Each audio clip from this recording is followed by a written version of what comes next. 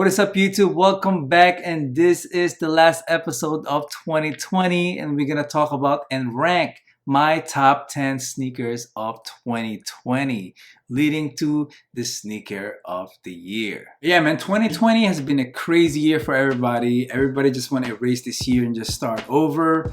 And with this whole pandemic that's been going on right now, it has been hard copying sneakers this year. Mostly we have been getting a lot of L's this year, a few W's here and there, but mostly a lot of L's. And we also have to fight bots. And this year alone, everybody's buying bots nowadays.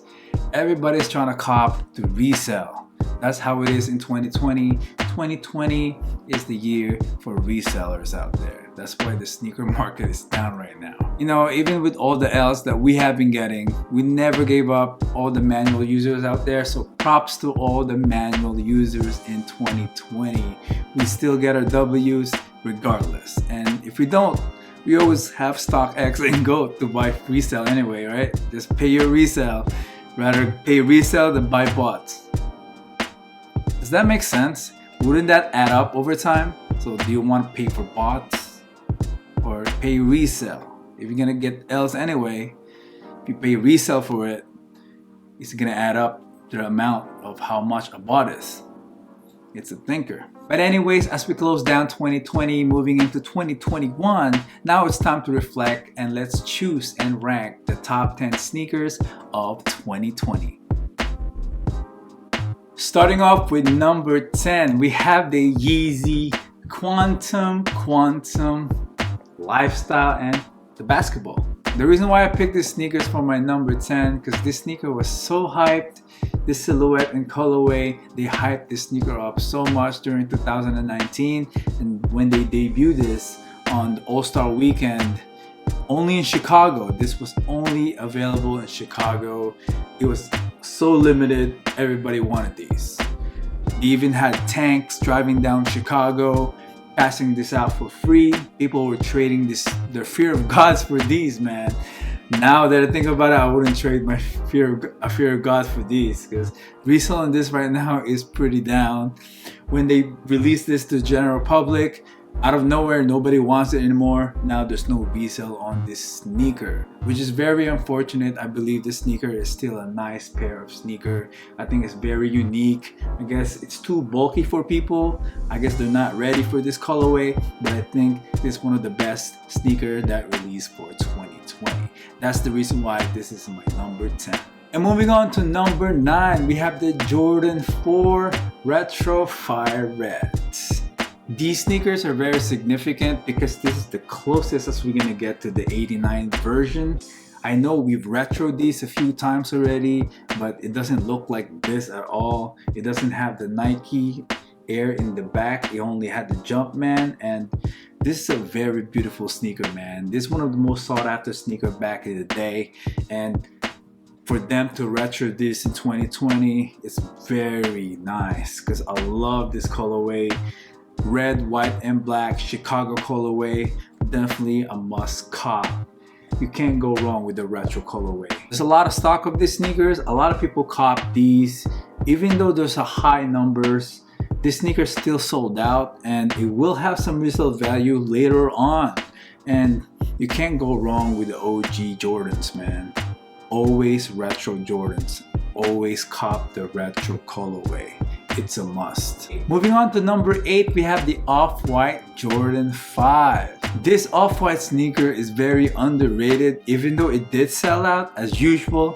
It's an OffWhite, of course it's gonna sell out. But I'm talking about the resale value of this sneaker because it was sitting around 400, which is very unusual for an OffWhite Jordan because I guess maybe people are not feeling this colorway. But for me, I think it's a pretty nice colorway. I love the dark tones of this sneaker, and it is very wearable in my opinion. So whoever copped these sneakers at 400, that's a smart investment because it did go up around the $800 to $1,000. So you still make your money. And I think this colorway is so much better than the Off-White 5s that we got recently, the piss yellow one. And that one, I don't know, I don't like that one at all. I think this one is a lot better. It's more wearable. I love the dark tones on this sneaker. It's not that loud. So that's why I'm putting this sneaker at number 8. And moving on to number 7, we have the Yeezy 700 V3 Arzareth. In my opinion, this is the best 700 V3 colorway. I think it's better than the OG. I love the blue on this sneaker, the whole blue mesh upper. It's very different because they rarely do colors on Yeezy, and this time they did it right, man. The contrasting of that white and blue with the shade of bronze on the toe in the back, and the translucent TPU caging that glows in the dark. It's a must-have. This is one of the most sought-after sneaker from the 700 V3 silhouette, and a lot of people wanted these. It kind of brought back the hype on the Yeezys, man, before it died down again. And this is the actual colorway the actual people want, and I don't blame them. It's a nice colorway. And moving on to number 6, we have the Bodega New Balance Better Days. I don't own a pair of these sneakers, but I do want it. And the reason why I put this sneaker at number 6, because New Balance has been consistent every year. They release all these nice sneakers every year, especially on their collaboration. They always use high quality sneakers, and they always come up with new designs and new innovation, and it is always premium, man. They're always consistent and they're creative. They don't cut corners. That's why New Balance is one of the best brands for sneakers out there, and I think it's still underrated till this day. It deserves more praise and hype. And this colorway in particular is really nice. I love the different color elements on the upper of the sneaker, and this silhouette is very unique as well, and that's the reason why I put these sneakers at number 6. Moving on to number 5, we have the Nike SB Dunk Chunky Dunky. Of course, this is going to be in my list as with everybody else, because it is one of the most hyped dunks of the year, and dunks is one of the most hyped up silhouette of 2020. This sneaker is a collaboration with the ice cream company Ben & Jerry, and they did good with the sneakers, man. It does scream out ice cream Ben & Jerry's. It's a very crazy looking colorway. I think that's one of the reasons why people went for these sneakers, and that's the reason why this sneaker is so hyped. It's not one of those sneakers you need to match with anything. I think it's just one of those sneakers you just put on with anything. You don't have to worry about matching, because the hype on this is crazy already. It's a pretty crazy flex if you wear these in public, because the resale on this is ridiculous. And if I own these sneakers, I will keep it on ice, because price on this will go up over time, especially a collab SB Dunks. There's gonna be resale value on this in the future. This sneaker does deserve the number 5 ranking, because it's an ugly sneaker. It's not the best looking sneaker, but the hype on this is just ridiculous that it has to be number 5. Moving on to number 4, we have the Yeezy 350 V2 Bread. This colorway is one of the most popular 350 V2s of all time, and finally they restocked it here 2020. And people love the sneakers, man. It's a plain black sneaker with red 350 stitching on the side panel, and it is clean. I think that's the reason why this sneaker is very popular. Even though the Yeezy hype did die down, the release date on this restock was crazy. It was very difficult to cop these sneakers. I couldn't even cop one, and a lot of people took L's. And that's when you know this sneaker and colorway is very hyped. That's why I deserve this sneaker to be in number 4.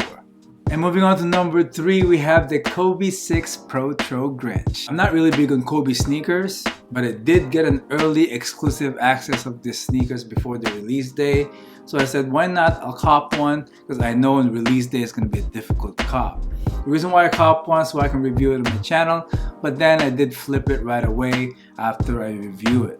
But anyway, this colorway is the Jordan 1 Chicago's off Kobe sneakers, so that means it's the most popular Kobe sneaker of all time. That's why this sneaker made this list, because this is the first time Nike retroed this very particular colorway. Prior to Kobe's passing, I think they already planned releasing this sneaker for this year. Whether you're a Kobe fan or not, this sneaker is definitely a must cop, and it's definitely one of those sneakers you want to keep in your collection. That's why this sneaker deserves the number 3 spot of the top 10 sneakers of 2020. Moving on to number 2, we have the Jordan 1 High Dark Mocha. I still don't have a pair, This is one of my sought after sneakers of 2020, and resale is crazy and it keeps climbing up. And I just refuse to pay the resale price for this sneaker, man. $400 and up for a Jordan 1 high. If the quality of the sneaker is the same as the Travis Scott's, definitely I pay the resale value for it. But the quality is not that good. That's the reason why I don't want to pull the trigger. I don't want to pay $450 for a plain quality Jordan 1s. But regardless, I still want one, and the hype on this sneaker is real. It's a regular Jordan 1 colorway, not even a collab, and the hype is crazy on this colorway. And I think the reason why is it does resemble the Travis Scott Jordan 1s, but the only thing that resembles it is the back heel, just the brown suede on the back, the ankle flap, and the heel area of the sneaker. That's it. Nothing else is the same, and that's the reason why this sneaker is hype. But honestly, it is a clean colorway. I still want one, and this sneaker is but honestly, it's a clean colorway. I still want one, and it is the most sought after Jordan 1s of the year. That's the reason why this sneaker deserves the number 2 on the top 10 sneakers of 2020. And finally, number 1. And this year, the sneaker of the year is going to the ladies, and they do deserve it because usually they get crappy colorways with sneakers. And the sneaker is the OffWhite Jordan 4 Sail. Definitely the cleanest. It's very sought after. It's very wearable. It's definitely a high quality flex. This sneaker is one of the most sought after Off-White Jordans of 2020. And also, I'm glad the ladies got early access of these sneakers before the release day, because usually it gets botted as usual, and ladies get L's most of the time, so they do deserve this. For us, man, it's very difficult to cop this sneaker, especially on the bigger sizes. It's not that available, and it got botted very fast. Man, you can't blame us, man. I like this sneaker a lot. It's very clean, it's very wearable. I love the off-white color of the sneaker. It's definitely a must cop. With this sneaker's popularity and hype, I heard that Virgil is gonna make a men's version of this exact colorway.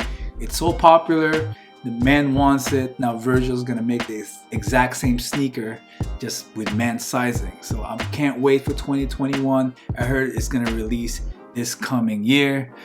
Definitely I'm gonna try to cop one because it's a nice colorway. That's why I call it the sneaker of the year. I know a lot of you guys picked this also for your sneaker of the year. It does deserve the sneaker of the year award, the Jordan 4 Off-White Sail. And that's it, man. This is the last video of 2020, and that was my top 10 sneaker of the year. I hope you guys enjoyed this video. If you haven't yet, please subscribe, like, and comment, and hit that notification. And you can also follow me at Instagram at Goggles Reviews.